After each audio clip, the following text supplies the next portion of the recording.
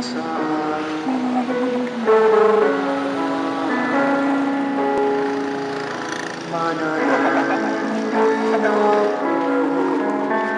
Kanya.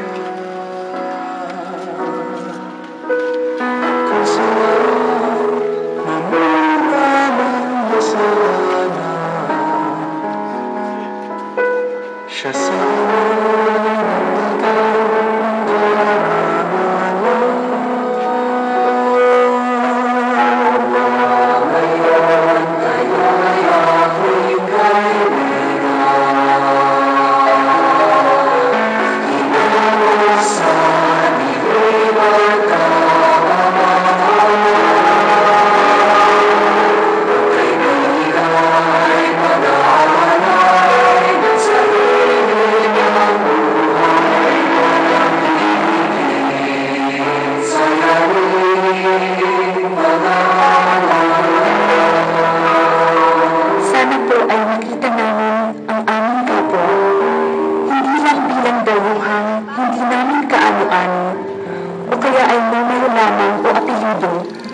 kundi bilang kapatid at kaibigan. Alam po namin na ito ang pinakamabuting paglilingkod sa kanila, na sila ay ituring bilang tunay na tao at papasukin sa buhay namin. Pulhati sa Ama, sa Anak at sa Espiritu Santo. Kaparan nung sa unang-una, ngayon at magpakailanman, magpasawalang hanggan. Amen. Masali na ako sa paglalakbay, silang bibigyan ang buhay.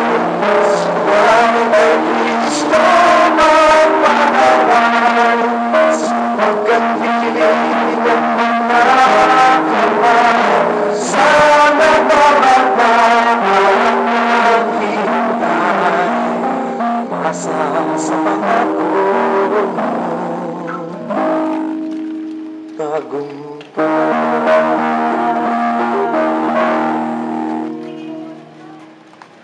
Ang ikapitong estasyon. Tinulungan si Jesus ni Simon Sireneo.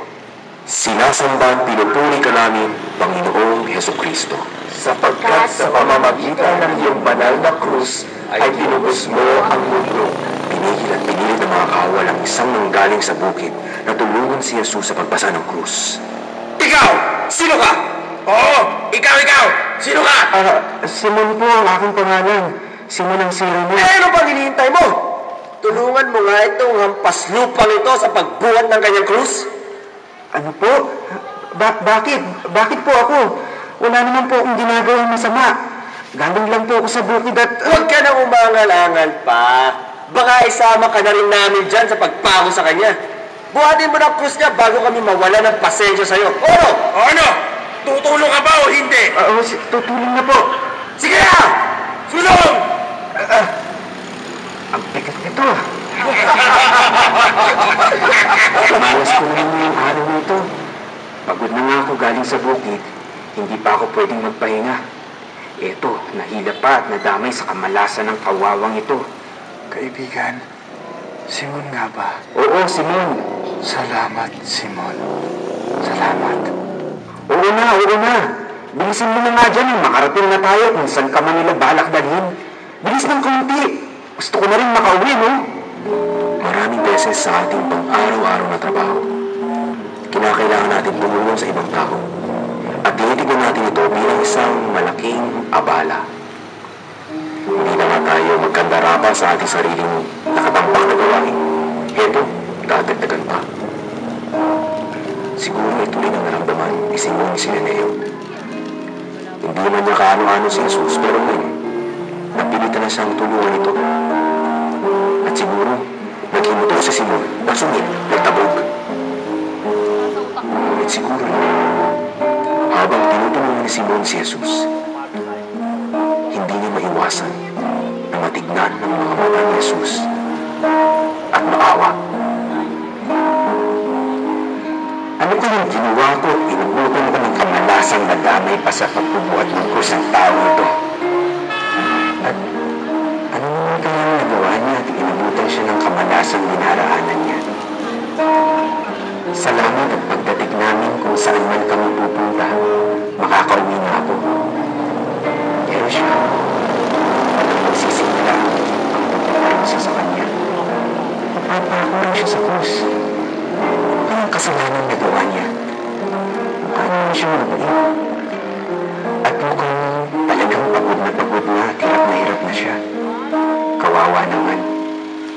May pamilya ka nga siya rito sa dami ng mga taong ito. O kaibigan man lang. Baka nagtago na sila lahat. Sino ba naman ang gustong makilalang konektado sa isang ipapako sa krus? Sa isang napagusdahang kriminal? Mabuti rin naman pala at nagpilot akong tumulong sa kanya para naman kahit isang karamay meron siya. Kawawa naman ang taong ito. Simon, paumanhin na lang at madamay ka pa sa akin. Hindi. Ako nga yatang dapat magpaumanhin. Nasumilan yata kita kanina. Wala yun. Kahit sino siguro, magagalit naman talaga kung pilitin siyang pasalin ng krus na ito. Pwede kang malaman ang pangalan mo. Jesus, Nazareno ako. Jesus, nagagalak akong makilala ka. At salamat sa Diyos, kahit kaunti, napagaan ko ngayon ang iyong pasanin. Tuwing natatagpuan natin ang ating mga sarili, sa sitwasyon kung kailan napipilitan tayong tumulong sa iba, huwag sana natin tignan ito bilang paglalaro lamang ng tadhana.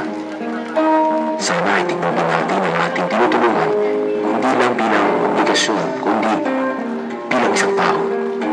Kapwa natin nangangailangan.